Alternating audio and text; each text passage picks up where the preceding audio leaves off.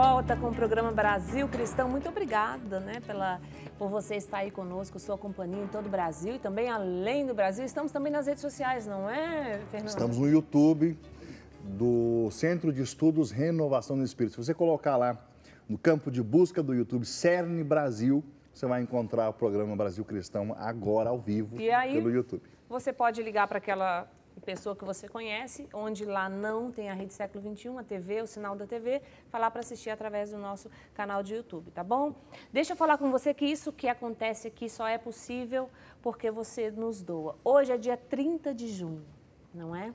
E nós estamos falando da igreja, né? O que é a nossa igreja, que é o corpo de Cristo, onde eu e você fazemos parte. Queremos que as pessoas venham, né, porque os padres dizem, os santos dizem que fora da igreja não há salvação. Nós vamos falar sobre isso aqui daqui a pouquinho, o padre também vai explanar esse assunto para nós.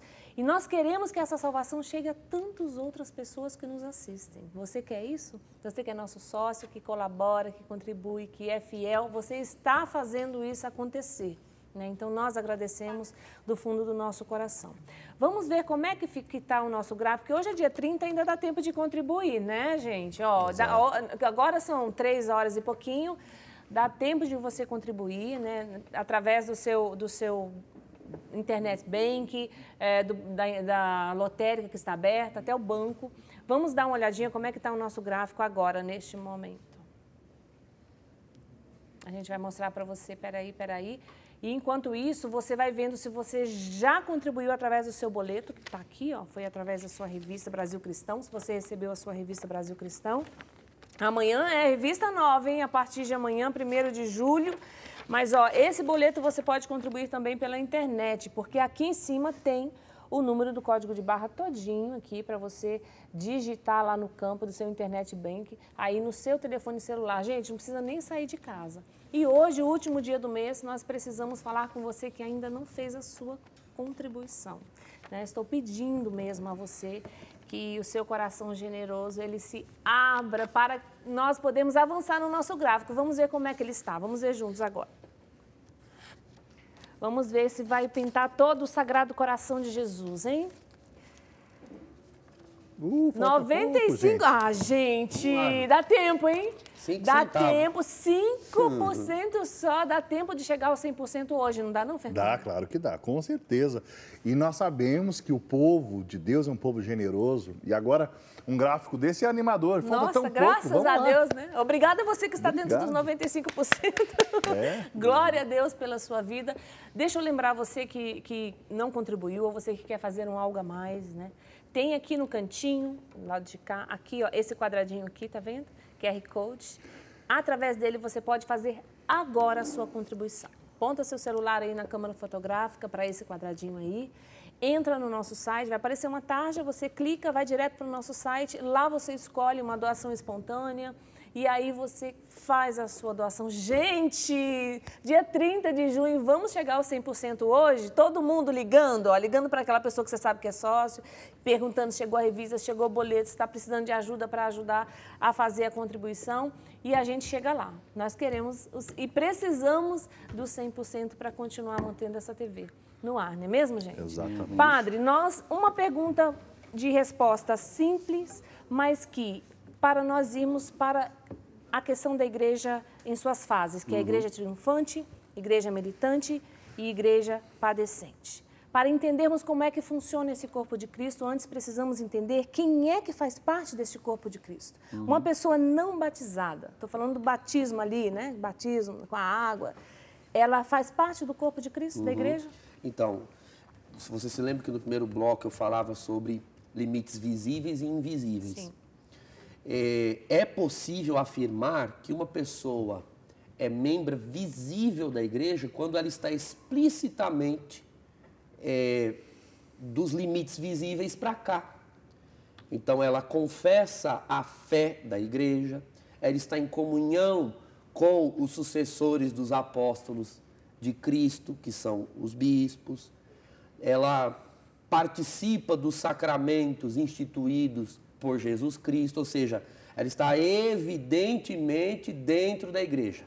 Ela está, assim, uma boa distância daquele limite visível a que se refere, por exemplo, o documento Unitatis Redintegratio, que fala muito sobre esse tema dos limites visíveis.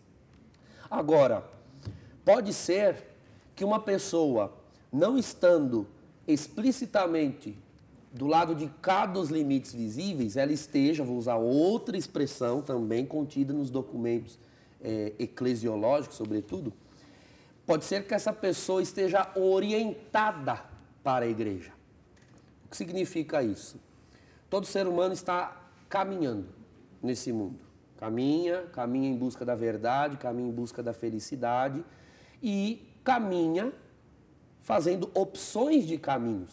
Ou seja, nós vamos tomando decisões, fazendo escolhas por este caminho e não por aquele. Então, a mente, a consciência, os ditames da consciência dessa pessoa vão traçando caminhos e você vê claramente que, embora essa pessoa não esteja nos limites visíveis, para cá dos limites visíveis da igreja, ela está orientada. Ou seja, o caminho, a direção em que ela anda é a igreja. Se ela continuar andando assim, fazendo essas escolhas, tomando essas decisões, ela está em rumo, né? Ela não está de costa para o sol, ela está andando na direção dele. Tem uns que estão mergulhados no sol, outros não estão mergulhados, mas estão orientados. Então já recebem os seus raios, são influenciados pelo seu metabolismo. Assim também, na ordem da graça, existem muitos que talvez não passaram ainda pelo batismo, que ainda não aderiram ao evangelho explícito, mas o catecismo da igreja diz que os homens de boa vontade, por exemplo, estão orientados à igreja, entende? Sim. Então, essa orientação é o que o cardeal Gerhard Müller, que é vamos assim dizer, o porta-voz do Papa Bento XVI, foi incumbido pelo Papa Bento XVI, na tradução dos seus livros, das suas obras, atualmente. Ele tem um livro que é o chamado Manual de Dogmática. Ali no Tratado de Eclesiologia, ele diz que a pertença à igreja é uma pertença escalonada. Ou seja, tem pessoas, imagina, escalonada, a ideia que vem é uma escada, né? Tem pessoas que estão em degraus mais altos do que outras, mas você pode verificar quando uma pessoa está na escada ou não. Sim. Entende? Escalonada. É verdade. É essa a noção. Então, existem muitas pessoas que estão na escada, né, subindo os degraus da igreja, mas ainda não subiram os degraus da plenitude, vamos assim dizer. Pode ser que uma escada ela esteja subindo e em certo momento ela atravessa uma laje, ali já tem luz. Aí depois ela atravessa uma outra, ali já tem um vento além de luz. Entende? Como na medida em que você progride nesses elementos escalonados, você vai se aproximando cada vez mais do que é a plenitude. Então, há sim uma plenitude eclesial, quando você pode afirmar que a pessoa, vivendo um determinado regime, né, uma determinada disciplina, regime sacramental, regime de disciplina de vida, regime de normas morais, você vê claramente que esta pessoa ela está em patamares mais altos, em alta escala eclesial. Pode ser que haja pessoas que não subiram esse degrau completamente, mas já estão orientadas, ou seja, elas já estão na escada. Só ainda não chegaram aos níveis escalonados mais elevados. Eu tenho um carinho muito grande pelos nossos irmãos evangélicos, né? Eu vim, né, da igreja evangélica e assim, eu costumo brincar que tem muito evangélico mais católico do que católicos, né? Um exemplo disso, eu vou falar de novo dele aqui, tá, gente, se me permite, o Chesterton, né? Ele, quando escreveu o livro Ortodoxia, ele já era quase um católico, né? Ele já era, na alma dele, no coração dele, já era católico.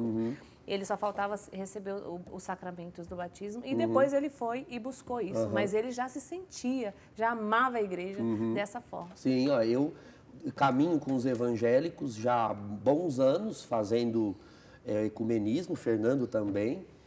E o que nós vemos é o seguinte: elementos perceptíveis de igreja elementos eclesiais incontestáveis em cristãos não católicos romanos. Exato. Então, vamos lá, vamos pontuar as coisas.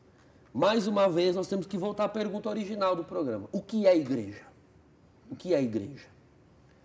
A igreja não se restringe ao aspecto institucional. Ele é importante, ele é real, ele é verdadeiro, mas ele não é o único. É só isso que eu estou dizendo. Não estou desmerecendo o aspecto institucional, não estou desprezando, estou querendo que você tenha em mente o lugar correto do aspecto institucional. Por exemplo, santidade é igreja. Vida cristã, testemunho do evangelho, também é igreja. Dons do Espírito Santo, isso é igreja. Virtudes teologais, fé, esperança e caridade, isso é igreja. Então, você há de convir que existem comunidades cristãs que não estão em plena comunhão com a Igreja Católica Romana, mas ali você encontra virtudes teologais, e isso é propriedade da igreja, porque é propriedade de Cristo. Está no depósito da fé da igreja. Você encontra dons do Espírito Santo, que são propriedade da igreja, porque é propriedade de Cristo. Está lá no número 11 da Unitatis Redintegratio. Você encontra amor aos evangelhos, isso é propriedade da igreja, porque é propriedade de Cristo. Caridade. Caridade, e por aí vai. Agora, você não encontra os degraus mais elevados, você não encontra sacramentos, não todos, né? Você encontra batismo, por exemplo, batismo válido. Você encontra batismo válido, que, por sinal, matrimônio. É porta de entrada para a igreja. Você encontra matrimônio com matéria absolutamente válida, né? Eles não têm a forma canônica, mas eles têm a matéria válida. Exato. E isso seria um tema, inclusive, para um outro programa. Não dá para discutir aqui sobre os que se casam em comunidades cristãs não católicas, né? Sobre a validade desse sacramento. Mas tem validade batismal, validade matrimonial na sua matéria, caridade, dons do Espírito, amor a Nosso Senhor, etc., Sagrada Escritura. Então, veja que você tem muitos elementos católicos. A ponto, Padre elementos Douglas, católicos. A ponto de chegarem ao testemunho de derramar o sangue. De derramar sangue, existem mártires. E aqui nós temos algo extremo para testificar a presença do Espírito. Porque o martírio não é, olha que pessoa corajosa, olha como ele é corajoso, ele foi mártir. Martírio é dom. É dom de Deus. Ninguém é mártir se não receber do Espírito o dom. Não é coragem, simplesmente. Deus deu, testificou. A Bíblia diz que ninguém pode dizer que Jesus Cristo é o Senhor. Dizer. Quanto mais por ele morrer. Se uma pessoa, antes de ser degolada, as suas últimas palavras foram Yeshua, que é o que nós estamos vendo agora no Oriente Médio, né? Yeshua, o Espírito de Cristo Jesus está ali naquela pessoa e ela está o confessando e derramando o seu sangue ali. Como é que eu vou dizer que o Espírito de Cristo não está ali? Como é que eu vou dizer que aquela pessoa não é meu irmão, não é membro da igreja? Exatamente. Então, do ponto de vista católico, nós nem deveríamos perguntar, né, se essas pessoas são católicas ou não. Vamos até falar um pouco mais sobre o termo católico. Exato. A pergunta aqui qual é o nível de catolicidade dessas pessoas? Né? Se é mais profundo ou menos profundo. Essa palavra católica, que também é uma palavra grega, nós comumente traduzimos por universal. Não está errada, a tradução está correta. Mas cá para nós, quando você entende, quando você traz à mente a expressão universal, não sei na sua mente, mas na minha vem uma ideia meio assim de universo mesmo, né? O mundo, o planeta, ou talvez a totalidade, né, dos cristãos no mundo. Mas num sentido de alcance, né? Isso, no sentido de alcance. Né? Quase que um alcance geográfico, a noção de universal. Existe uma outra palavra que eu, pessoalmente, como teólogo, eu prefiro essa do que universal, até porque o termo universal já foi desgastado de diversas formas. Há uma outra tradução possível, total. A Igreja de Cristo é total. Veja aqui que Católicos não é o nome da igreja, é aquilo que ela é. A igreja é una, é santa, é católica, é um adjetivo, é o que a igreja é. Nós católicos, por exemplo, os que estiverem acompanhando, que entendem um pouco, já tiveram acesso a elementos da instituição católica, saberão que nós não usamos o termo católico nas nossas ações civis. Então, por exemplo, nenhuma diocese se chama Igreja Católica Apostólica Romana. Todas são conhecidas enquanto razão social, mitra arquidiocesana ou mitra diocesana, nome fantasia, paróquia tal. Repare, nós não usamos o termo católico em placas, em outdoors, sei lá, coisas assim. Porque nós sempre tivemos consciência de que católico não é o nosso nome. Católico é o que nós somos. Nós somos católicos, é o nosso adjetivo. Entende? Nome, se tiver que dar nome... Bom, o nome dessa igreja local é o nome da sede dela, da cidade onde a cátedra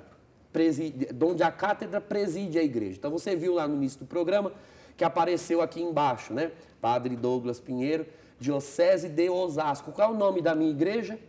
Osasco. Eu sou membro da Igreja de Cristo em Osasco e todas as cidades sob jurisdição do Bispo de Osasco. Mas não é Igreja Católica Apostólica Romana? Católica Apostólica Romana é o adjetivo da minha igreja. O substantivo, ou seja, o nome próprio, é esse que estou te dando. Então, católico é aquilo que a igreja é. O que é algo católico? Católico, né? Católica, é a igreja que contém não só a totalidade dos fiéis, em termos universais, como o Fernando disse há pouco, né? Em termos de alcance. Então, todos os fiéis, mas não só todos os fiéis. Todos os elementos revelados por Cristo para a salvação do homem. Todo. Então, se você entrar numa igreja e naquela igreja se crê em tudo que Cristo revelou, sem seleções, sem predileções, e ali você tem acesso a todos os atos instituídos por Cristo, então aquela igreja é católica, né? Você tem tudo. Outras igrejas cristãs, o que nós podemos dizer? Elas não são católicas no sentido de que não possuem a totalidade.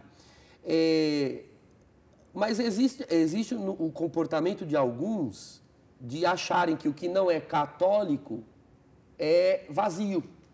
É aqui que está o erro. Porque uma comunidade cristã, ela pode não ter todos os meios de salvação dados por Cristo, mas ela pode ter muitos. Então, veja, muitos não é todo. Mas é alguma coisa, você há de convir? Então, alguma coisa não é nada. Então, uma igreja ortodoxa, uma igreja evangélico-protestante, ali você vai encontrar elementos, agora você é capaz de entender o termo, né? Como adjetivo. Você tem elementos católicos ali. Bíblia é algo católico, oração é católica. Exato. E, padre, quando a gente fala igreja evangélica, Deus do céu, é um mundo. E as pessoas gostam de jogar todos eles sabe, uma coisa só. É um mundo. Isso aqui também daria outro programa, você né? pegar um anglicano e você pegar um neopentecostal, não existe a igreja evangélica, não, a igreja protestante, são igrejas, é um universo. E aí a gente já vê nessas as denominações na plaquinha. Olha a diferença para você, para simplificar aí para você. Você vê, você não, lá, igual o padre falou, a paróquia do padre Nossa Senhora de Fátima. Não é a igreja católica Nossa Senhora de Fátima. Exatamente, nunca vimos isso. Mas nas igrejas evangélicas, muitas delas, você vai ver a denominação ali daquilo que elas são. Você vê ali o nome, vamos assim dizer. O nome. Mas nós católicos nunca nos apropriamos desse tipo de discriminação. No entanto, se você assim entra numa igreja católica, você já diz aqui, é uma igreja católica, só de olhar. Mas a própria igreja evangélica, Drica, quando ela faz isso, ela não se enxerga nominando a igreja. nomina a sua assembleia. E nenhum deles vai dizer, você nunca vai achar um assembleano dizendo assim, a Assembleia de Deus é a verdadeira igreja de Jesus Cristo. Eles nunca vão dizer isso. Porque o protestantismo, o protestantismo, nas máximas de Lutero, eu não posso falar pelos outros, porque tem isso também, né? A reforma é a de Lutero. Não, teve a de Lutero, teve a de Calvino, teve a de Thomas Cranmer, teve a de Zwinglio. Então, também é um fenômeno muito amplo, a reforma protestante. Mas Lutero, desses dois conceitos que nós falamos aqui, limites visíveis e limites invisíveis, Lutero prescindiu, ele rejeitou a noção de limites visíveis. Sim. Ele entende que ninguém pode afirmar que um ser humano está unido plenamente a Cristo ou não. Só Cristo sabe. Então, isso não é fé católica. Porque nós cremos que sim, é possível afirmar, é possível verificar que uma pessoa está ou não dentro dos limites visíveis. Existem limites visíveis. Lutero não cria na existência de limites visíveis. Então, nós somos contra o que Lutero disse? Nós somos metade contra. Exato. Né? Porque nós também cremos que existem limites invisíveis. Existem pessoas orientadas à catolicidade da igreja e essas nós não somos capazes de identificar com precisão. Mas nós cremos que existem pessoas que podem ser identificadas de modo preciso como católicas, ou seja, elas estão unidas a todos os elementos. Entenda sempre, associe sempre o termo católico ao termo todo. Se uma pessoa é unida a muitos elementos da fé cristã, mas não a todos, então o que nós podemos afirmar? Esta pessoa está orientada à catolicidade da igreja, caminhando nessa orientação, só ainda não chegou ao nível escalonado mais elevado. Padre Drica, dentro da igreja, dos membros da igreja, dentro dessa realidade, existe entre nós, por causa do Espírito, o Espírito que habita em nós, que é o Espírito de Jesus, o Espírito que ressuscitou Jesus dos mortos habita em vós e vivificará vossos corpos, vai dizer a Escritura. Isso é tremendo. A presença do Espírito em nós nos coloca vou usar esse termo, né? Numa capacidade que só o Espírito dá de comunicação. Né? Nós aqui, neste exato momento, estamos em união com os cristãos da China, que nesse momento, porque o Espírito que habita em nós habita neles. O rompimento definitivo que arranca alguém desta comunhão é o pecado mortal. E quando a pessoa morre nesse estágio, ela, de fato, ela é separada do corpo. Agora, fora o pecado, existe outra realidade que possa nos separar de Cristo? Por exemplo, a morte pode nos separar do corpo de Cristo? Não. E a morte pode romper a comunicação que existe entre nós, Padre? Não. A comunhão, ela não pode ser rompida. E é aqui, né, nesse aspecto, que nós vamos começar a nos distinguir do protestantismo, né? Tanto histórico, clássico e em todas as suas vertentes. O que une os cristãos todos, de 2000 anos até hoje, é o vínculo, o chamado vínculo da paz, é o vínculo espiritual, o Espírito que habita em nós. Esse é o vínculo que nos une. Ora, a única coisa que pode nos retirar deste vínculo, não romper, porque ele não pode ser rompido, retirar desse vínculo é o pecado.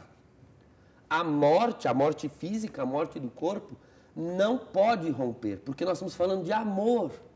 O amor de Cristo, não o meu, não é o meu pela Drica ou o meu pelo Fernando ou deles por mim. Não, o amor de Cristo em nós, não o nosso por nós reciprocamente. Esse amor é falho, o de Cristo não, o de Cristo é eterno, porque o amor de Cristo é uma pessoa. Então, este amor, parafraseando o Cântico dos Cânticos, é mais forte do que a morte. Exato. Ele não pode ser rompido. Então, vamos dar um exemplo prático dessa comunhão. O que mais une os cristãos uns aos outros é a intercessão, a oração recíproca. Se você pegar na carta de São Paulo a Timóteo, em que ele diz aquela famosa frase: há um único mediador entre Deus e os homens, Cristo Jesus. E aí você vai ver até algumas confissões protestantes dizendo: olha lá, tá vendo? Só Cristo é mediador. Então não tem negócio de santo, não tem negócio de Nossa Senhora. Calma lá, calma. Isso está lá no versículo 16.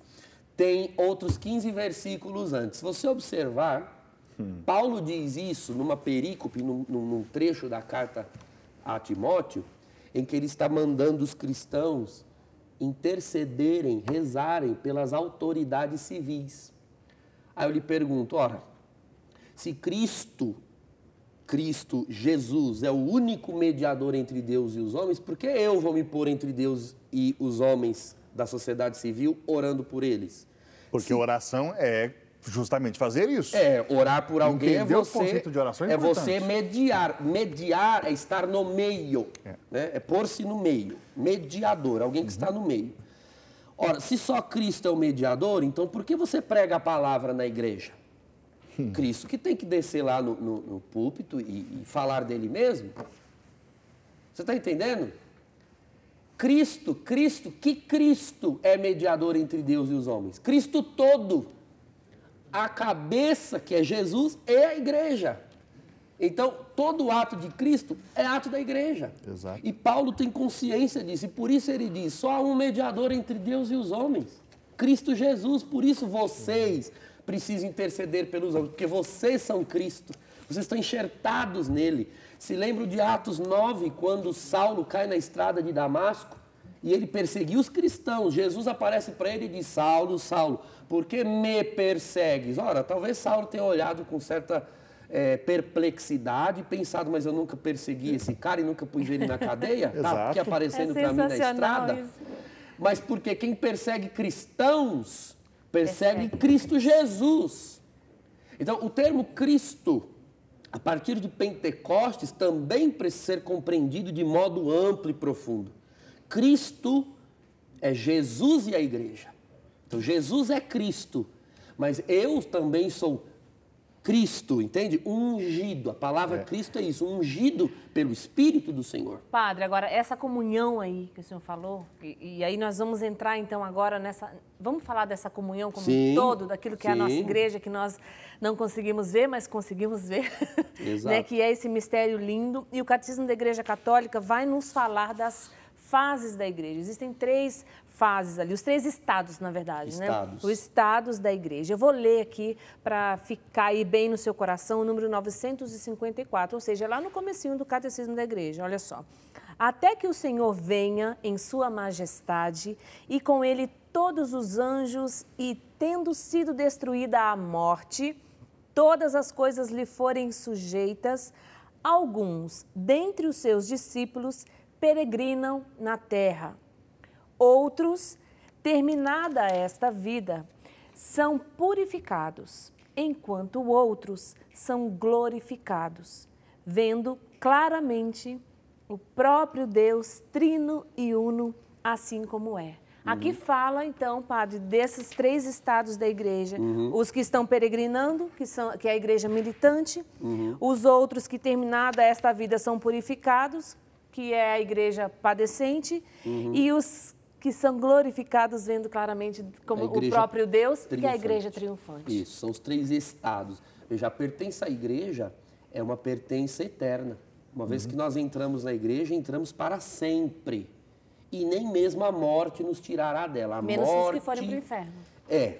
Mas veja, uma pessoa que foi para o inferno é porque ela já estava fora da igreja, mesmo aqui no mundo.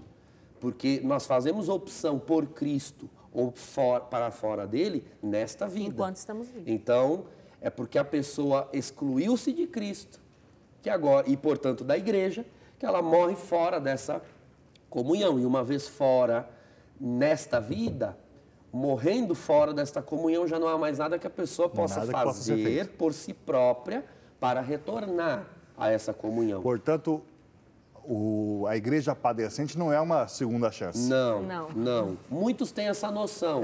E olha, eu ouso dizer, se você de repente já foi questionado em casa por não católicos sobre a doutrina do purgatório, se você reparar o que os não católicos acham sobre a doutrina do purgatório, eles acham, sem nos perguntar antes, mas geralmente eles acham que nós acreditamos que uma pessoa depois da morte, ela vai para um lugar onde ela ainda possa escolher, né, por Cristo ou não. O purgatório não é uma escolha. O purgatório é um desdobramento de uma escolha já feita, porém não plena. Então, vamos falar e aí, gente, o purgatório, nós estamos falando da igreja padecente. A igreja que claro, padece, né? Não é um inferno, porque fala padecente, pensa que é o inferno. Não, porque o purgatório é a igreja o inferno é um padecimento, mas ali ninguém padece enquanto igreja. Exatamente. Então não é igreja padecente o inferno. Ali são almas danadas, né? Que estão sob dano eterno e já não podem satisfazer esses danos. Por isso que os antigos falavam, não chama esse menino de danado. Mas danado, o que é danado? É algo que sofreu dano. Sofreu dano. Dano, que estragou, está estragado, danado. Exatamente. Né? Então, a igreja militante somos nós que estamos neste mundo, nesta terra, nestes estágios escalonados que dissemos há pouco. Exato. Então, é possível afirmar que aqueles que estão e vivem plenamente os elementos católicos estão em absoluta comunhão para aquém dos limites visíveis. Estão, vamos ousar dizer, salvos e precisam permanecer nesse estado de salvos. Exatamente. Precisam permanecer. Então, nós cremos que os sacramentos nos salvam e a ascese cristã nos santifica. Exato. A ascese cristã. Então, tem de fazer o que é preciso para eliminar vícios, eliminar males, eliminar as penas causadas pelos pecados. Agora, convenhamos, 99% de nós vamos morrer e ainda, embora salvos, comungando, confessando, em estado de graça, nós vamos morrer, mas nas almas de muitos de nós ainda haverá rusgas, as chamadas penas, não os pecados, porque os pecados eles são perdoados e Cristo perdoa plenamente, mas as consequências desses pecados em nós, entende? Então, eu costumo dizer que a alma é como uma tábua em que nós fincamos um prego com um martelo quando pecamos, pá! Então, isso causa um dano na tábua. A confissão, né, se a pessoa peca depois de batizada, né, a confissão, ela tira o prego. E tira mesmo. Então, o dano não permanece executado. Mas e o buraco na tábua? Quem vai tapar? Quem vai sanar este dano? Então, veja, a confissão já tirou o prego. Com o prego, não se poderia ir para o céu. Então, tirar o prego é salvação. Mas você precisa ser santo. Precisa restaurar esta pena, este dano que foi causado pelo pecado. Como, por exemplo, você pratica um determinado pecado. Né? Você, sei lá, fala mal da vida alheia. Tem lá o hábito de falar mal da vida alheia. Então você falou mal, mas aí você se arrepende e se confessa. Bom, nessa confissão, Cristo te perdoou o seu ato. Mas e o hábito de falar mal? Esse hábito foi fortalecido, né? Porque você acabou de falar mal. Você sai do confessionário tendo a certeza de que está perdoado, mas também sentindo que você continua inclinado a voltar a fazer aquilo. Essa inclinação precisa ser extinta. Sai do confessionário, encontra a amiga que está na fila e fala, esse padre aí não é bom. Tá vendo? Então, você sai de dentro do confessionário, você sente que saiu imune a voltar a pecar? Não, você sai perdoado. Mas a imunidade contra o pecado, você vai ter de conquistar cooperando com a graça, oração, jejum, penitência, busca de Deus, comunhão sacramental. Ou seja, fazer o que precisa ser feito para eliminar a tendência. Porque senão o pecado volta. Convenhamos, irmãos, que muitos de nós, quando morrermos, ainda teremos uma ou outra dessas penas nas nossas almas. Nós morreremos salvos, né, amigos de Cristo, mas com a alma contendo essas rusgas. Então, nós vamos entrar, após a morte, num estado purgatório, num estado purificador, em que Cristo vai eliminar definitivamente das nossas almas aquilo que em vida nós não conseguimos eliminar. Não se trata aqui de uma escolha por Ele, essa escolha já foi feita. Exato. Entendeu? Eu já morro em amizade com Cristo. Mas agora, Paulo usa essa expressão, né? Muitos serão salvos como que pelo fogo. Então, Cristo vai eliminar. Em vida, né, é menos doloroso, em vida é menos penoso, porque nós vamos purificando com as penitências, mas nós temos consolações, né? É verdade. Então, você faz jejuns, mas depois você pode tomar uma refeição. Agora, lá no purgatório, lá, gente, não. eu me lembrei agora da menininha lá que... Ai, meu Deus do céu. A Jacinta perguntou para Nossa Senhora, a minha amiga foi para o céu, ela falou, essa foi. Aí ela falou, e a fulana? Nossa Senhora falou para ela foi salva, mas vai ficar no purgatório até a volta de Jesus. Até o juízo. Você consegue entender isso? Meu Deus do céu. E dizem que era assim, uma pessoa aparentemente muito piedosa, né? Olha essa amiga dos pastores. Gente, a gente precisa se converter mesmo a cada dia. Padre, a gente vai fazer um intervalo. Antes da gente ir para o intervalo, tem participação no nosso WhatsApp. Vamos ver quem está conosco aí do outro lado. Helenilda, boa tarde. Estou amando o programa. Sempre ouço alguém falar a expressão a igreja é santa, mas também é pecadora. Isso me traz um mal-estar enorme, porque sempre achei que a igreja é santa. Pecadores somos nós. Que o Senhor perdoe os nossos pecados. Helenilda, obrigada pela sua participação. Tem mais gente aí, diretor? Rômulo Carvalho, boa tarde, parabéns pelo programa. O mundo seria diferente se todos acreditassem que somos filhos de Deus. Maria Salete, boa tarde, Drica, boa tarde, querida. Que Deus abençoe vocês com esse programa maravilhoso. Amo ouvir as palestras do Padre e peço sua bênção, Padre. Que Jesus livre todos vocês do mal. Fiquem com Deus. Deus abençoe. Amém, Salete. Vamos fazer intervalo, gente? Daqui a pouquinho a gente volta. Continue enviando aí a sua participação, sua dúvida, sua pergunta. Já, a gente volta.